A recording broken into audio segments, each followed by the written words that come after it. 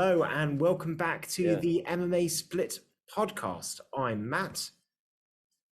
I'm Josh. And I'm Sylvester. And we're back to talk about everything that's happened in Sly's Bowl of Food, UFC, fights, boxing, Bellator. There was a Peter Queally, who we've just discovered is not 50 years old, is the MMA fighter age. There are two famous Peter Queallys from a similar area in Ireland. Keeley, sorry. And we got them mixed up. Sorry, former hurling player, Peter Keeley.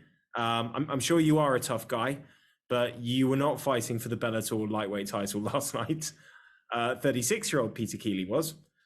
And that was not the only fight that we had happen. Some ridiculous fights, an amazing UFC card, some Bellator to talk about, some boxing to talk about, which annoyingly happened at exactly the same time as the co-main and main event of the UFC.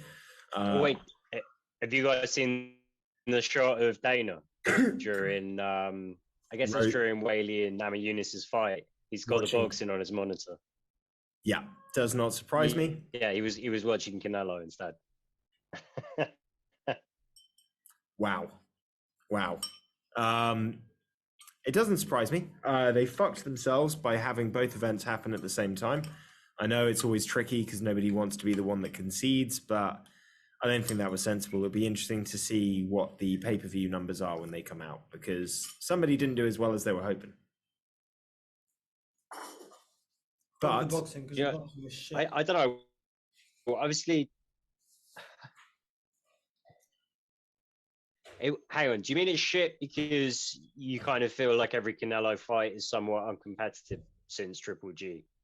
No, I just feel like boxing in general is not that entertaining in comparison to UFC. Well, Sly, we love the fact that you're saying that. It has been a pretty good year for boxing, though. What? Man, anyone can do boxing. Sorry, am I breaking up again? No, Sly's trying to be muttering and understated for dramatic effect, failing to realize it doesn't help when there's a microphone and a recording. Right. Enunciate. Okay. That will do. Why don't you like boxing, Sly? I just find it boring. Plus, anyone seems to be able to do boxing, even Jake Paul and his brother. Okay. That's a reasonable point. Boxing hasn't been in a good spot for a while. We'll get to the boxing, and Sly's not going to comment very much on it, but we're going to start with the MMA. And part of me wants to touch on the Bellator first because it was first, but I didn't watch all of the Bellator. So we're going to go straight into the best thing that happened over the weekend, fight-wise, UFC 268. Ridiculous card. If anything, I almost feel sorry for the title fights because there was no way that they could match the insanity that had happened throughout the card up until that point, throughout the main card, throughout the prelims. From top to bottom, this was outstanding, absolutely outstanding. And we got to start with the main event because one, Kamaru Usman's a beast, but two, somewhere around that third round, Colby found something. Enough, not to win, but certainly enough to make it a good fight, to make it a closer fight than it looked like. And by the end, I've got to be honest, he'd earned my respect. He'd earned Usman's respect, I think. And it was kind of nice to see him break the facade, even if it was just for 4 minutes in an octagon, after a competitive, tough, and an excellent fight. What are you guys' thoughts on this? Obviously, Usman looks like a beast.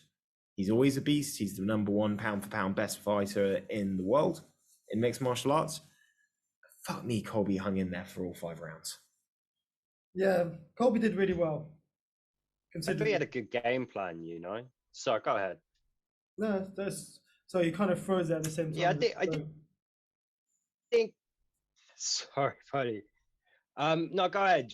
Finish your point, and then I'll jump in. I'm just saying, Colby did really well, considering that he's fighting the best fighter in the world. I think almost got a takedown. I can't say that actually counts as a takedown, but he almost got a takedown. Almost. I think he's not since they changed the rule. You got to hold the guy down there for a couple of seconds before they call it a takedown. Either way, I thought he was really poor for the first 2 rounds, Colby. I think he seemed very nervous. He looked like a guy that was fighting someone that had knocked him out before. And some of the looping shots that he was throwing, I thought were really poor form, really poor form. And when he got knocked down in the second round, I think you and I were watching, both thinking, this isn't lasting much longer. This is over. This is going to be over. What we're seeing now in the second round is what we were seeing in the 5th round of the first fight. And that's the difference in improvement. But he found a way to dig himself through. And I got to be honest, I thought he won rounds 3 and 4. I thought Usman won the 5th, but I thought he'd made it a competitive fight going into that 5th bell, which, you got to say, against a guy as good as Usman, that's 2 fights in a row where on judges' scorecards, he would have had an opportunity to win the fight if he won the last round. You can't knock that. You can't knock that. Yeah, I think the timidity in the first 2 rounds was maybe kind of taking the strategy of taking over in the last 3 rounds. I mean, Usman did look to be pacing himself a bit, which is why he was able to kind of come on strong again at the end. But I think with Colby, I agree, trying to light up on those power shots. I think every strike was a significant strike in the first round. And, he just wasn't scoring enough with those heavy shots compared to what Usman was throwing back at him. It might have made sense to let Usman tire out a little bit, particularly knowing it's a 5-round fight. He very well may look to pace himself and he come on strong later on. But Usman makes him fight slower. He makes Usman fight faster. I think it was kind of a sound strategy. I apologize. I can see the lights going again. Up against all kinds of difficulties today. And with the takedown, it's kind of, back in the day, maybe they would have counted that as a takedown, maybe liberally as 2 even. But everyone would still be like, well, he did nothing with it. Usman still has this air of invulnerability about him. He is, pound for pound, great. UFC have him ranked number 1. This was great. This was a really good fight. And to be honest, I think Colby's going to, if Masvidal beats Edwards, they're probably going to look to make that fight. And they're going to be breaking the whole trilogy rule relatively soon anyway. I don't really count Figgy having the trilogy match for Moreno because, the first one was a draw and he was the champion when he lost in the second one. But I think for Shevchenko or, they're going to break this trilogy rule sooner or later. And I think Masvidal Colby could be right back in there. Maybe even this time next year. Well, we'll touch on this a little bit more when we get down to the co-main event. But I think that's going to prove to be an issue in a couple of weight classes, to be honest. Because what I'm seeing, and I think this is very true at welterweight, I think, it certainly proved to be true because, Colby and Usman were the 2 best guys at welterweight when they first fought 2 years ago. Yeah. 2 years later, they're still probably the 2 best guys at welterweight. In terms of, there's maybe a couple of people coming through, but arguably, this is happening in a few weight classes. And what happens when the 2 best guys fight each other and one person loses twice, but is still the best person in the division aside from the champion? You don't have a lot of options, really. Not if your goal is to put on the most competitive, exciting fight that you possibly can. Well, back in the day, it meant no trilogy, but that's gone out the fucking window. I remember the Benavidez, Mighty Mouse, both close fights, or competitive at least. Same with the Dodson fights. Yeah, I think the trilogy just has to happen because you've got guys like Luque, who I think will probably get the next shot just because everyone else is booked or lost. You've got, I guess, Chimaev's ranked number 10 now. Sean Brady, I think, is an interesting one to watch. But it's hard to say that, Colby Covington isn't one of the best 2 or 3 fighters in this weight class, whoever wins or loses anytime soon. Did it surprise you guys? Did it surprise you guys that kind of both guys pretty much got booed on their entrances, but Colby definitely had more love throughout the whole week than Usman, and that surprised me a little bit. And I don't think that's going to change because one thing about as soon as the post-fight press conference happened back in the media scrum, he was straight back to his character. But for a few brief minutes, you finally saw what the real guy is.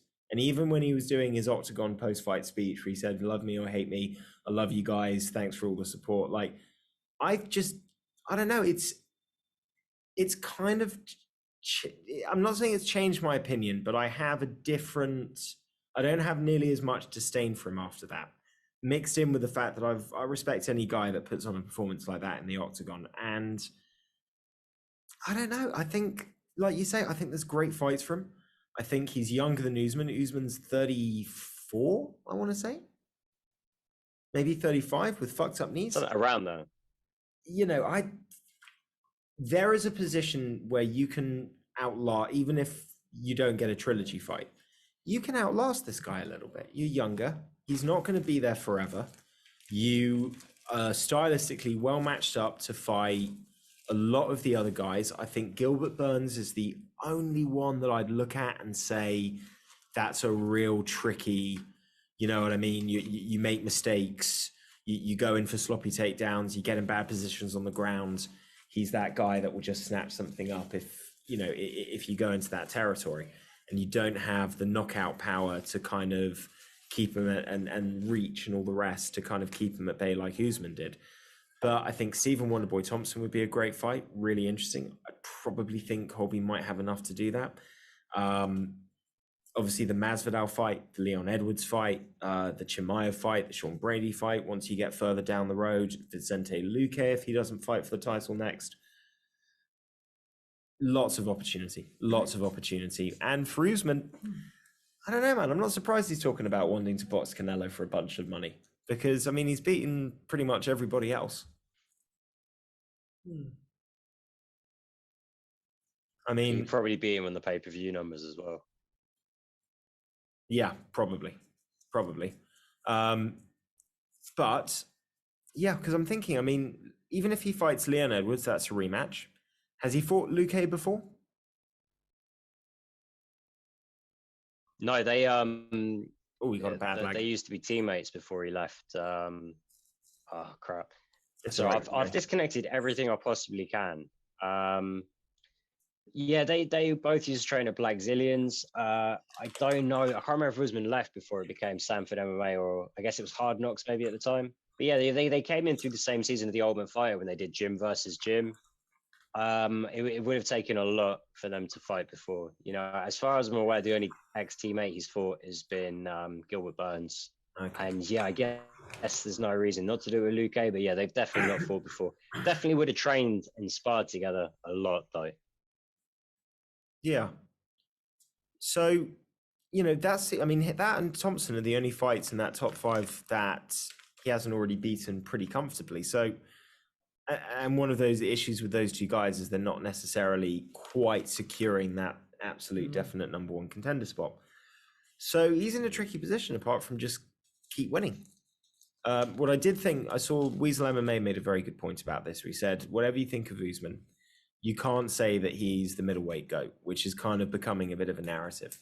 And he said this is a good test to kind of base it by.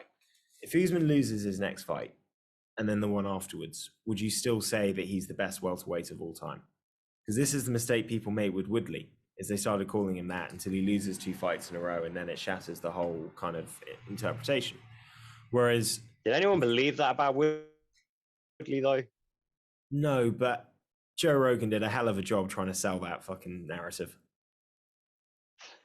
But it's like the Max situation. Like, everyone says Max Holloway's was saying at a certain point he's the best featherweight ever, until he loses a couple of fights. He's still a great featherweight, great champion.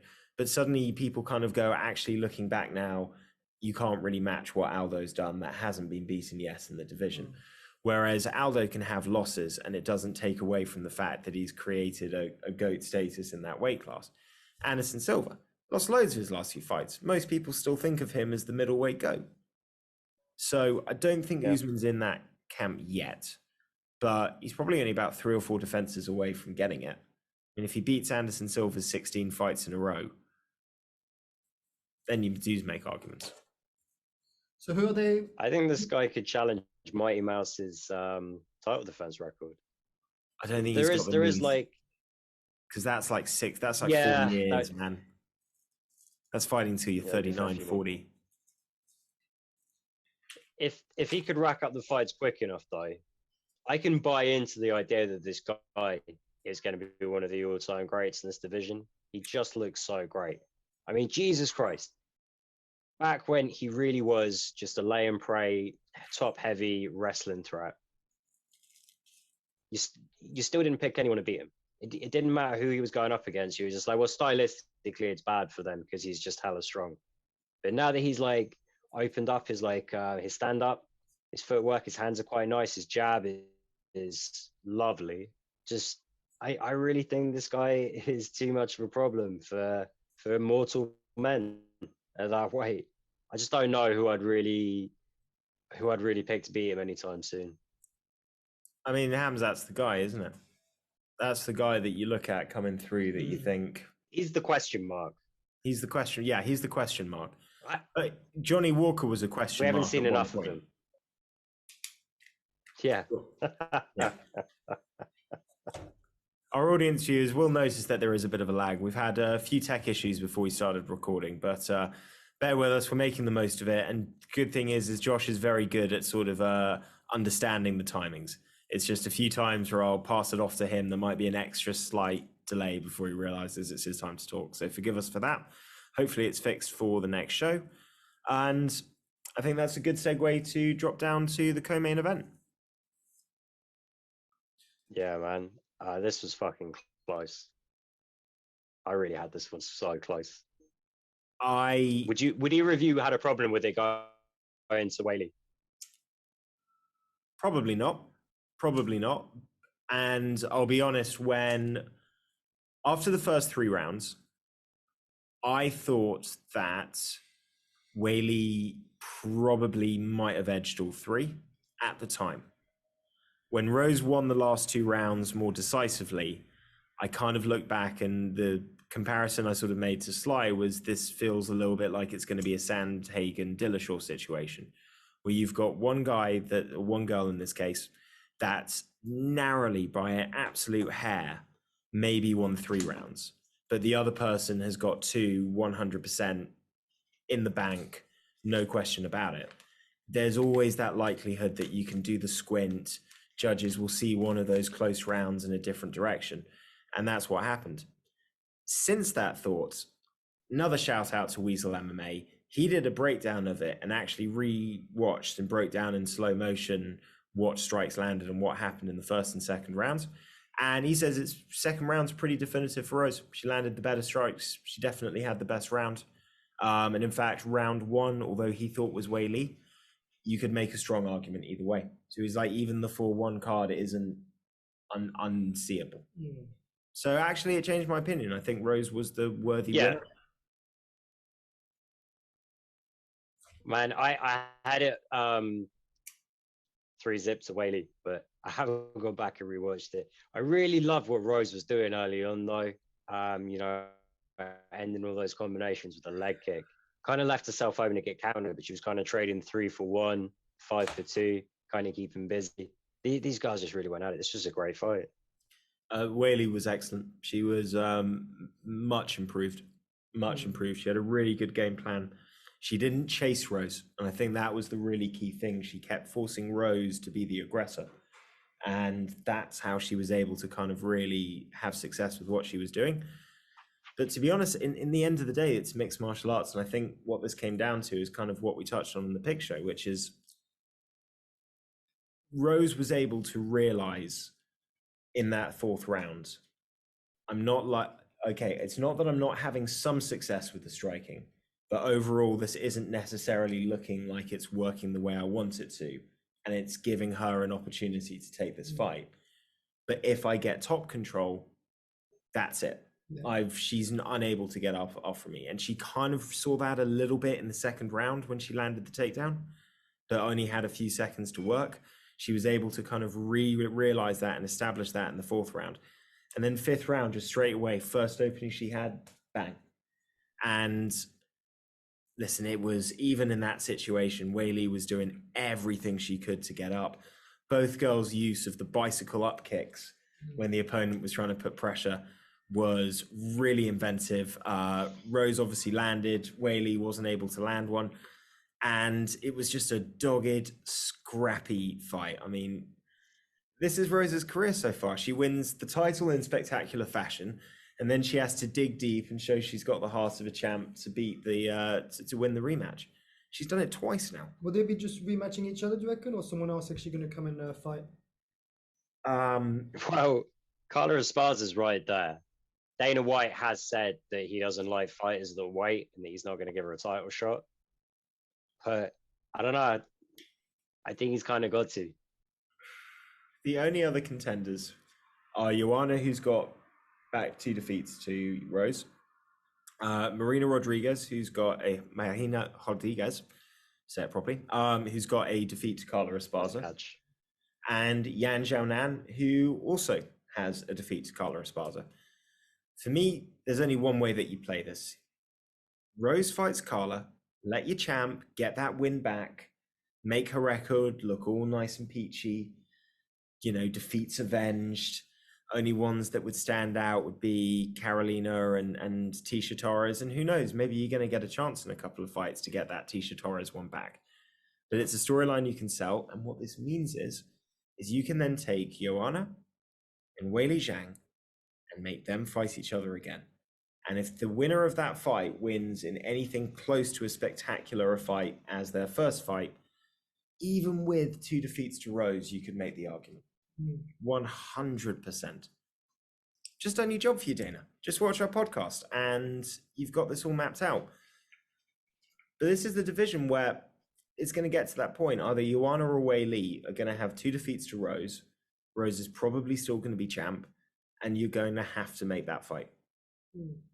What are your thoughts, Sly, on the fight in general? Did you think Rose won? Did you think Whaley won? It was really tight. I didn't know. I had my money on Rose, and honestly, I wasn't at all confident when they were giving the results. I felt it could have gone 3-2 to Zhang. I felt like maybe the last round could even have been a 10-8 to Rose. It was a tough one. As Matt said, yeah, there was a few rounds where it could have been either, so you kind of sway towards Rose.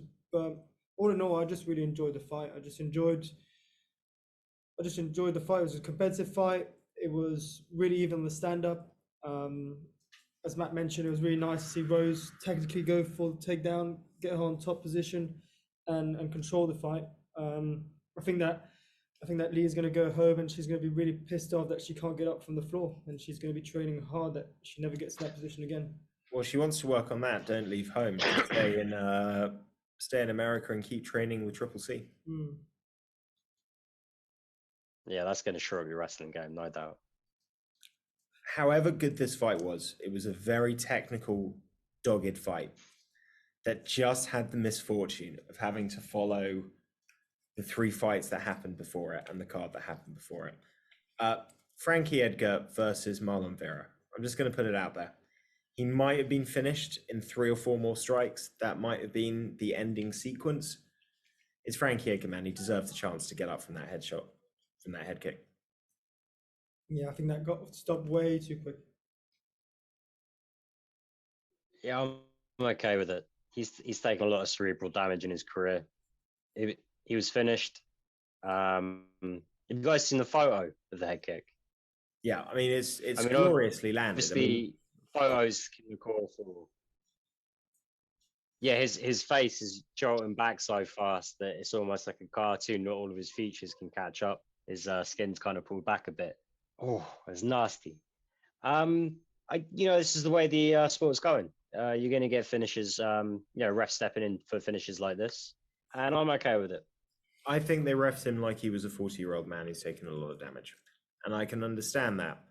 But if you're in that position and you're Frankie Edgar and you're on the verge of losing any chance to have a shot at that bantamweight title, you've got to be given at least a fair shake. And I get your argument on the damage, but we're talking about 3rd round. He arguably could say that he might be 2 rounds up. There is not that long left in the fight, and he may well have been finished with 3 or 4 more hammer fists. That is certainly possible. He was rocked. There's no question about it. There's nothing to say that Chito doesn't come in and finish the fight 5 or 6 seconds later. All I'm saying is that for the sake of 5 or 6 strikes, Frankie's earned the right to be able to have a chance to get up from that. Well, I think he was going to stop it before then. That's what I thought he was when he was going to stop it. He allows him to get a couple of shots in, and it's kind of gets to the point it's kind of dragging on. Well, not really dragging on, but like he's not defending himself. He was already. I felt like he was already going to stop the fight. Kind of thought about giving him a chance. He's like, "This is needless." You know, in a title fight, it might be a real frustrating sequence. And I get that this guy has title aspirations, but that's not the ref's problem. And I think, if anything, it probably does play into his mind that, yeah, like you say, he's a 40-year-old fighter that has been known for taking a lot of damage and not getting knocked out. And now all of a sudden he gets knocked out every other fight. So I think the ref did the right thing. Up until that point, I thought Frankie had fought a really good first half of the fight, and Chito had done a good job of being able to come back and mount pressure in the second half. Kind of halfway through round 2, it looked like it was swinging a little bit more in Chito's favor. He was able to land good kicks. He was able to do it. I think Frankie slowed down a little bit as well. I think he burnt out a lot of energy maintaining that top control in the first round. I'm still not sure how good Chito Vera is. And that is the only thing that's kind of a sad takeaway from this is I feel more of this is about Frankie than it is about Chito, because round 1, I couldn't help but watch thinking, oh, Frankie's just better. This is a class thing. Frankie's just a class above. Yeah. He's quick. He's too fast. He can mix the wrestling into effectively. He can box. The combinations were beautiful. And I don't know whether or not it's Chito's pressure and Chito taking his time and adjusting, or if it's just Frankie not quite having those gears that he used to. So for Chito, this is great. He gets a massive, name on his record. He moves up, but I don't know where he stands in the rest of the division. Yeah, it's always hard to say with him because he always sort of takes the first round off. I did think, usually when Frankie stands in a guy's guard like that and rains down ground and pound, they're not as effective at getting off elbows and the up kicks. So I felt like he was quite disruptive in some sense. I definitely think Frankie was 2 rounds up going into the third. I think actually I did look at the scorecards earlier, but I've totally forgotten what they said. And I've shut down all my other devices now. So I can't confirm. But I think the judges might have had it going Edgar's way going into that third frame. Shit.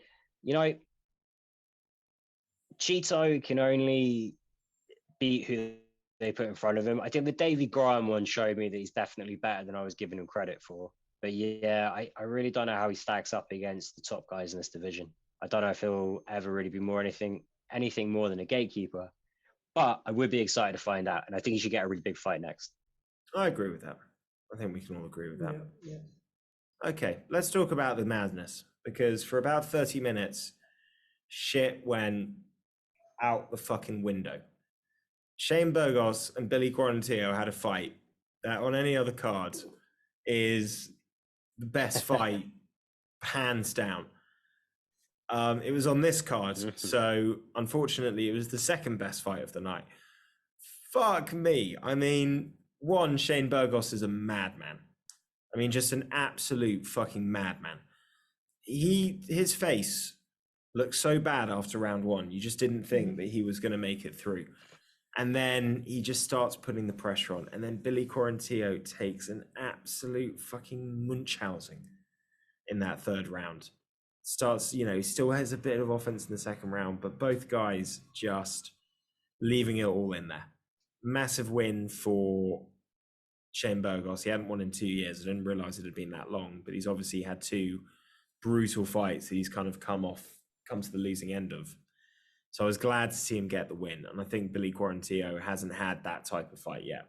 And his stock's only going to go up being on the main card. But Josh, your thoughts on this insanity? It's kind of what Burgos does. He lives up to the Hurricane moniker. I thought it was fucking amazing. This was just good matchmaking is what this was. I mean, we all kind of prayed that Gaethje Chandler was going to be an absolute war. But, we all kind of looked at this one and thought this one's an absolute fucking banger as well. To be honest, the whole card looked fucking fantastic on paper, and it pretty much played out that way. But this is a fight to get excited about. Billy Q is like a fucking household name if you watch prelims. But if you kind of just watch big pay-per-view events, don't watch a lot of the fight nights, you easily could have missed him. Fucking fantastic warrior, though. I don't think they picked him up coming straight out of the Ultimate Fighter. I think he had to go back on the regional scene, right? And then come back in. Forgot that right? You would know better than me. Shit, none of us have got laptops in front of us today. All right, I'm not going to guess then. But, you know, he's been on a fucking tear. He keeps upsetting all of my picks. I really felt shaky picking against him, but Shane Burgess is just so big and so violent that I really didn't think that Billy Q was going to be able to outgun him with the same scrappy game plan that he's had in all his other victories.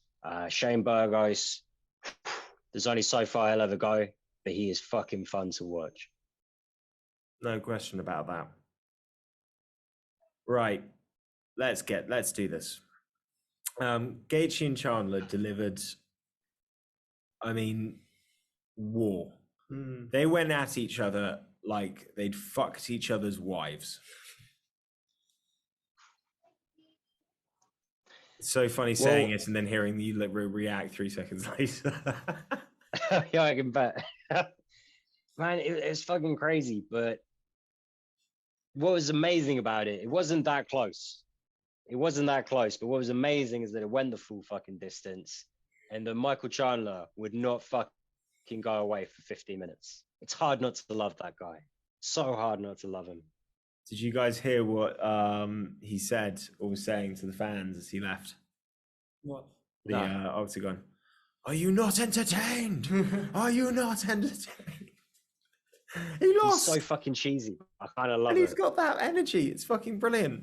And apparently they obviously both had to go straight to the hospital afterwards. And there was 2 ambulances prepped for them. They kind of see each other on the way and they're kind of limping along. And Michael Chandler gets in the ambulance. So Gaethje just sees him, just gets in the same ambulance. They kind of say, no, there's an ambulance for you. And he's just like, no, he's just like, I'm already here, dude. We're going in the same direction. Like, no, seriously, because your whole teams need to be here and stuff like that. We haven't actually got space for you both. So he just leaves. And apparently they were jovial. He was just like, all right, well, I'll see you in 5 minutes. This was one of those, they left a piece of themselves in the octagon. I actually think Gaethje didn't fight a particularly smart first round because we know what Gaethje can be. No, he went into the danger. He just wanted to prove something and he was willing to take the damage. And what did he say after he lost to Poirier? He said he's got 6 wars left in him. And he said that since he said that, he hasn't been in a single war. I think we can take that counter down to 5. So we've got, according to Gaethje, 5 more insanities that can come in the future. I don't know what the fucking count is for Michael Chandler because he's been in some scraps himself. But that first round, he's so dangerous, man. I mean, some of the shots he caught Chandler with, Gaethje with, you know, and that Gaethje was badly wobbled at a couple of points, but he just always recovered. The leg kicks were brutal. I think that really affected Chandler's ability to mount offense as well. And certainly from rounds 2 and 3 onwards, it was mostly Gaethje. But even he was a bit like, man, this guy's face is pretty fucked up, but he's still like gesturing to the crowd and in there. So he kind of fought a bit of that third round like a guy just going like, I'm just going to not take any risks here. I've proven my point. I've had the war. Let's just see this out. The guy's on one leg. I can take a minute off. But I mean, I look at that and I go, wow, great fight. Gaethje's really a little bit better than Chandler. Here we go. He has no chance against Oliveira. Here we go. No chance. You don't know that. Absolutely no chance against Oliveira. Just okay. How long did Michael Chandler attempted several takedowns? How many did he actually land? 1? Michael Chandler, who's an outstanding wrestler, landed 1 takedown, and he had Gaethje down for approximately, I'm going to say, a second and a half to 2 seconds, something in that general region of time. do you really think that Oliveira is going to be able to take Gaethje down?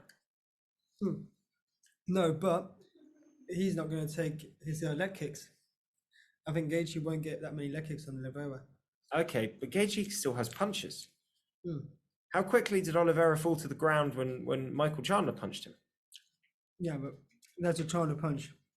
Gaethje took it, and he had to like wobble away. Like, everyone takes one to fight. You fight against Chandler, you're going to take one Chandler punch to the face. You're going to wobble. You either go down knocked out, or you keep fighting. And that's just, that's part of being in a Chandler fight.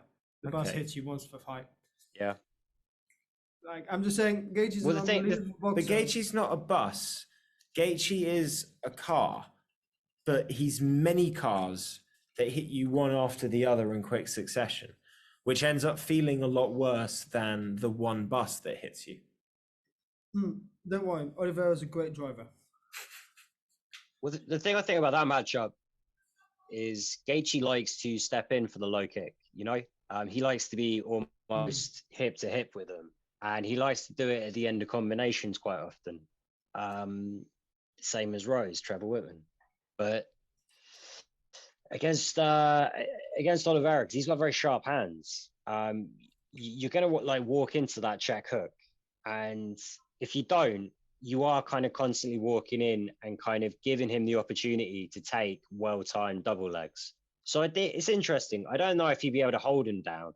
I think with Oliveira, the big threat is anytime he looks to pull guard on him. I don't think he's going to take him down and slowly move to mount and try and get an armbar or something. I think he'll snatch your neck where he can, maybe defending a takedown even. But I think it would be a really interesting fight. I still need to see Oliveira get past Poirier though. Lest we forget. Next month, guys. Next month. Such an easy fight. Yeah. I heard Oliveira's barely training. I can't wait to do our podcast after that, because I know it's no matter what happens, you're going to have to eat some words, because even if Poirier doesn't win, you have no idea. You have put Oliveira on this pedestal of greatness, completely the pedestal that Khabib deserves to be on. You've just been fuck that guy, Oliveira. And Oliveira's great. I love Oliveira. Has he been beaten by Khabib? He's been beaten by people who have been beaten by Khabib. He hasn't been beaten by Khabib. Oh, mate, month's time. Podcast is going to be spectacular. All right, we've got a lot of prelim fights, and we've got 6 knockouts in a row to do. So let's break the form a little bit. Sly, what was your favorite of the 6 knockouts? I'll let Josh go first. Let me double check that. Josh, what was your favorite of the 6 knockouts? I kind of want to go Iangary, but I think I've got to go with the Chris Curtis one, because man, this is the only pick I got wrong, but fucking it's kind of better than getting a perfect sweep, because this was just a really fun comeback knockout.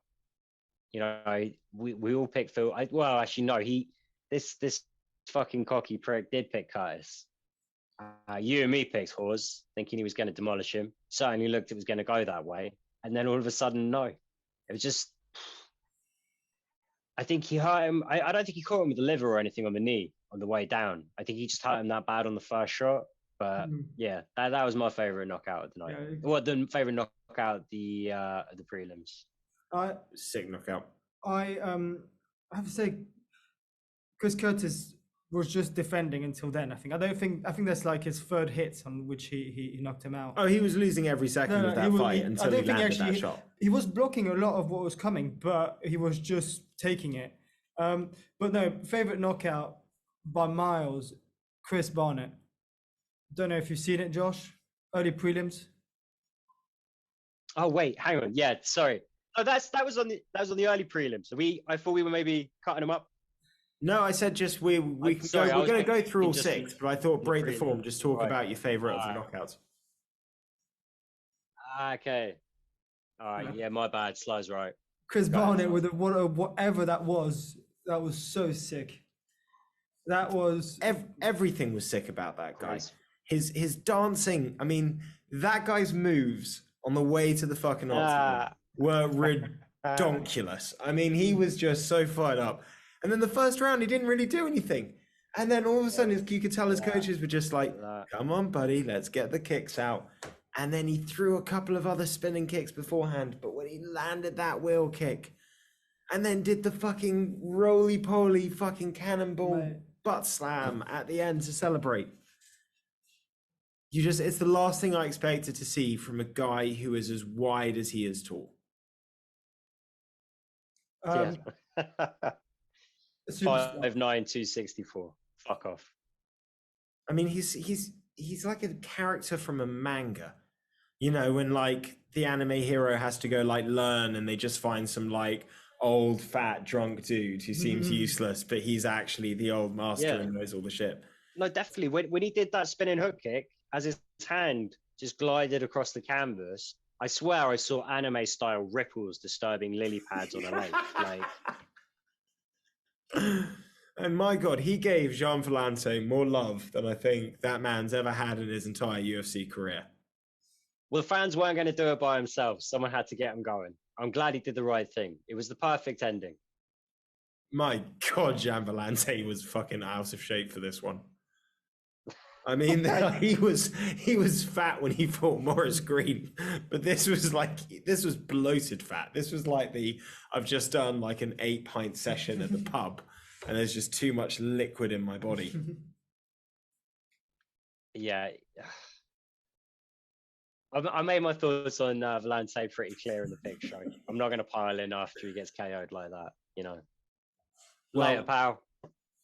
My favorite KO of the night, because in reality, it's not just about the KO. It's about how it's set up, the work you did before, and it's who you knock out as well. And whether or not he's been off for 2 years, Bobby Green knocking out Ally Akinta. I think the first time I've ever seen Ally Akinta get knocked out, he's been subbed. I haven't seen him get knocked out, and certainly not like that. Bobby looked fucking phenomenal. Yeah, he was just the first to the punch every time. Like, I thought Al was going to have a bit of success early on, you know, with kind of his aggressive movement in, but Bobby was just timing everything so well. I was just kind of waiting for it to come. Yeah, and he made it look so easy. His first finish win in a while, but obviously he's been on a great run of form. The Fiziev fight, I don't even count as a loss because fuck that shit. Like, you put on a hell of a fight and could have won that, and you're fighting Fiziev. The guy's just entertaining, and my feelings was, and I think I said this on the pick show, where it's a guy who's fighting because he's 34 years old and he knows he hasn't got that long left. He's kind of doing the real estate thing now, but he doesn't want to be thinking what if, and there's money to be made and all this kind of stuff. Against a guy who's says, no, this is what I do. I'm going to make as much money as I possibly can to set myself up because I love to fight and I'm active. And I felt like that's what we saw. We saw an active guy who's fully in against a guy who's got one foot out the door who hasn't fought in a while. Yeah, and it was fucking great. Although I wonder if he isn't going to carry on sort of trying to coach. He's out cornering all these fighters all the time. He seems pretty committed to the gym. Maybe not his career per se, but I don't know. He does seem to be a good teammate. I wonder if the real estate thing is just always going to be a side hustle while he turns his hand at coaching. Maybe that's the thing, man. Maybe that's the thing. I imagine he's probably a pretty good coach. Like, they seem to be a very tight-knit group, him and Sterling and Dashvili, and you know, they're a good little gang. Okay, let's talk about the other 3 knockouts because they were still pretty fucking sick. Now that I've gone off the order, I need some reminding. Oh, Alex Pereira. This is the only fight I missed. We missed 5 minutes of him looking like a kickboxer in an MMA fight, getting grappled and struggling. Made it to the end of the bell. And then about 15 seconds into the second round, he landed a knee that sent Michailidis into the stratosphere. I mean, just... I'm going to watch it back. It's just Fight Pass is having a bit of a fucking mare again. so tight as well, man. Just the one knee up first to create momentum, and then the second one is the one that lands. And Michailidis was done the moment that thing landed. He was game over. No, thank you. I'm done. So, yeah, Pereira's power is the real deal, man. The only question is if Michailidis is taking you down and controlling you for a round, what's going to happen to all those other guys that you've got to fight who are higher up the chain that you've got to beat before something like a Izzy fight is realistically on the cards? And you're 34, 35 years old, your time isn't necessarily on your side. I think he could do something. I think it's an interesting storyline. I'm just not 100% sure where it's all going to end up going. Well, they have to give Kevin Holland someone to fight. Sounds like a match made in heaven. That could actually be a really good That match. could be actually a really good Finally fight. see Kevin Holland I think fight. he'd rape Kevin Holland. I think Kevin Holland actually has a chance against him. I think... Wouldn't it be funny if he out-grappled Holland? I think Holland might grapple him. Well, no, he fucking should. But wouldn't it be crazy if the streak just keeps going? Just Holland on the floor on his back the whole time. There's so many places time to be. I've got some shit to get off my chest. What if Kevin Holland becomes like, you know, when people get like the yips in sports and shit? Imagine if he gets like psychologically cursed when no matter who he fights, he just ends up on his back. Just... Yeah. Oh shit. He's fighting Gohan. He moves up to light heavyweight, fights returning Gohan Saki, and he's still like, how? Surely he's been training hard on his like ground game. I don't know. You'd fucking hope so. A person who needs to train hard to get back right now is Edmund Shabazian. And however much I disdain his coach in that gym and don't get too upset when they see failure, I feel really bad for this kid because he's an example. He just got shot up the ladder, given like a top 10 ranking in the middleweight division. And now he's fucked because he realizes he's not at that level, but they don't just drop him straight back down. He's now forever on a new higher contract fighting higher level guys. And, you know, Imavov wasn't ranked, but he's really good. Yeah, I think he might be ranked now. Oh, he's fucking ranked now.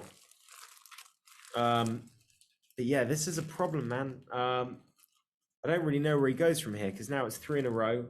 His confidence has gone to shit. Even if he fights a beatable opponent, he's very likely, and I think this almost happened in this fight as well, you're kind of overthinking yourselves. You start fighting your kind of instincts and doing what you're good at. And, you know, I think he's just a little lost right now. Yeah, I think a change of scenery would be too bad. They were saying on the broadcast he's been putting some time in at AKA. Obviously, I don't think it's a permanent switch at all, but it'd be good if he did keep going around to other camps. You know, get himself into the grass is greener kind of situation. The only issue I have with an AKA is I think it's on principle, it could be great to fix like one thing, but they do kind of want all of their fighters kind of fighting their way, if you know what I mean. Yeah. Well, no, what I mean is he needs to keep bouncing around gyms because I think the more gyms he goes to, the more he's going to realize he's not getting anywhere near a sufficient level of coaching at Glendale. Yeah, that's true. And Jesus Christ, I mean, you couldn't have two worse people to try and teach you how to deal with like, you know, psychological or sort of like performance mental issues or dealing with a loss. You know, Tarverdian, you know, doesn't look like he handles any sort of mental aspect particularly well. And Ronda Rousey is almost an education in how not to handle defeat. or she's almost used as like a warning, you know, of the pitfalls of like too much success without adversity too quickly and what it can end up doing. Where is Ronda Rousey nowadays? Having babies, man. Is she still in having the babies? It's Travis Brown, 7 tall Hawaiian man. Is she still doing WWE? Nah, she retired from that. Was she any good? I don't really watch the WWE. My understanding is that she didn't really like the idea of not becoming the champ. She's too competitive. and obviously it's storylines. Like they don't just write, and then Ronda Rousey came in and beat everyone forever.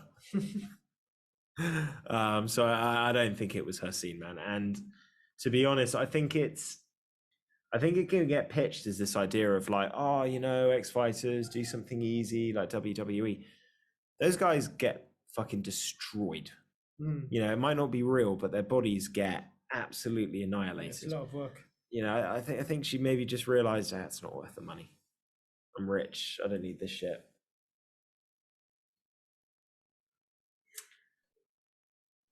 But yeah, she's not the right person to teach this guy how to handle defeat right now. So I don't know. For Imavov, yeah, I think that guy could rise the rankings really quickly. There's enough strikers who are not going to be able to handle what he does. That I think he could do very well.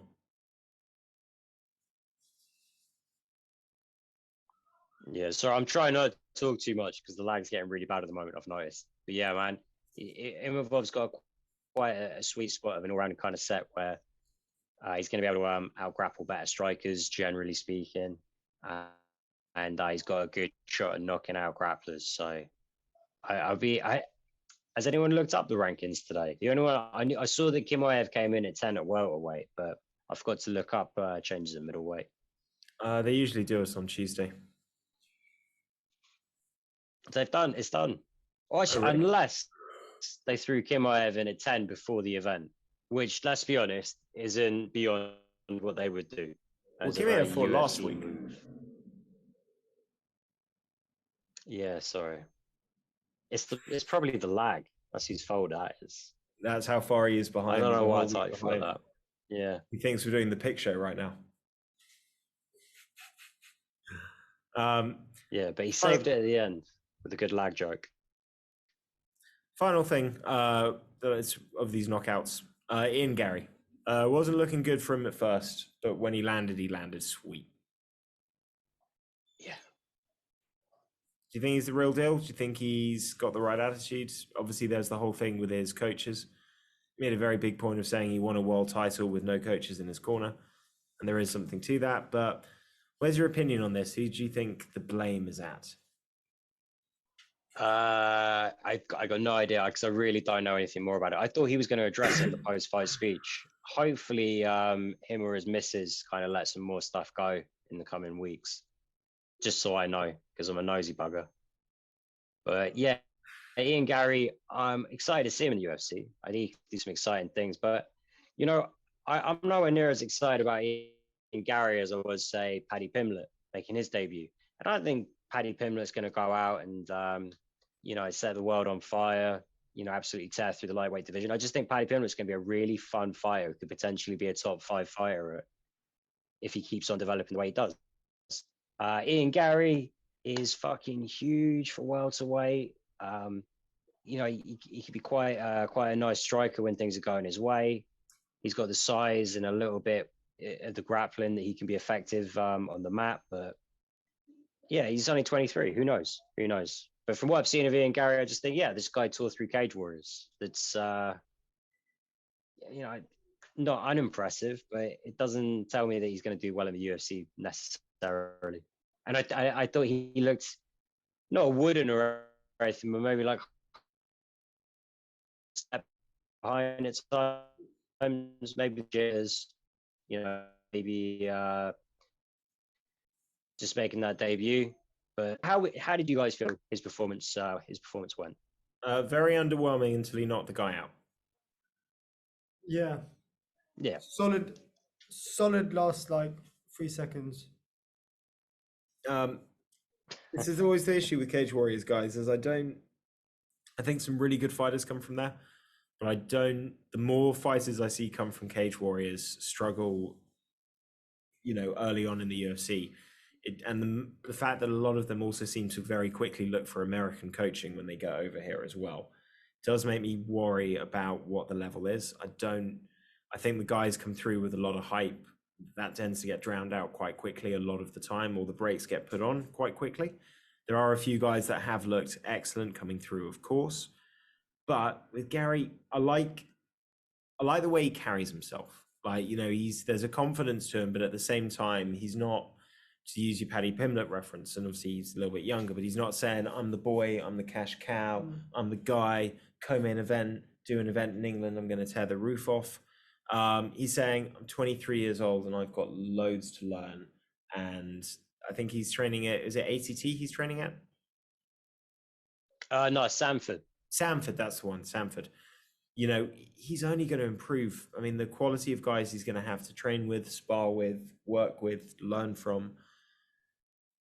I think he could do something. But on that performance, the only thing I'd say is Jordan Williams is very awkward. I think there was a lot of things that he threw at him that weren't particularly conventional. And I think that's what the issue with him was, is that he's expecting not to get hit by that punch because he wouldn't expect a fundamentally trained fighter to throw 2 loop-in overhands in a row. But Jordan Williams was deliberately doing that to mix things up. And I think that took him some time to kind of work with, you know, dealing with somebody that isn't necessarily doing everything by the book. Let's see what happens in this next fight. Lots to see. Rest of the fights weren't bad. I thought the Ode Osborne fight against CJ Vergara was really good fun. That was quite entertaining. The Dustin Jacoby fight, I thought was just, I mean, what we said, it was just a mismatch. Yeah. And the guy rolled off the couch to do it. Yeah. I mean, he looks like he kind of rolled off the couch. The output, you know, I think he probably finishes him if he's training for 3 or 4 weeks for this one. But he's just that big, that good. Bagdasarian, you know, he wasn't as impressive as his first fight in the UFC, but I mean, he won, he looked good. You know, I do think that the pace slows down a little bit after that first few minutes.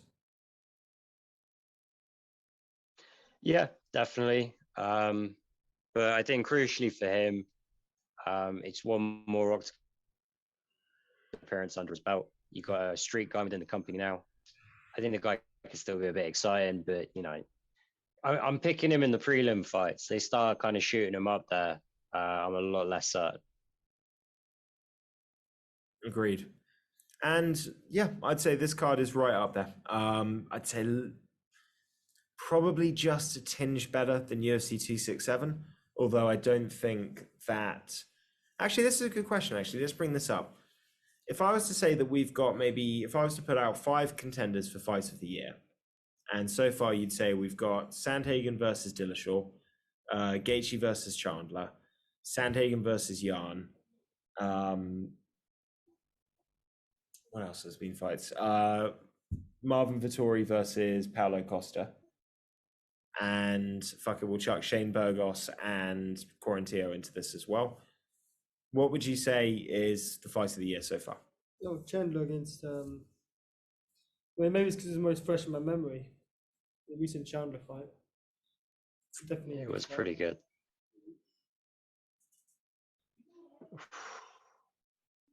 Fight of the year. Because I'll be honest, I'm really struggling to go past that Gaethje Chandler one, not just because it's recent, but then there are other fights where I'm thinking, was that this year or last year? Yeah, that's a tricky factor to nail on. For me, a big factor is, you know, I thought the Sandhagen versus Dillashaw fight was a great fight, but when you haven't got the crowd, it's really hard to, it doesn't feel quite as monumental.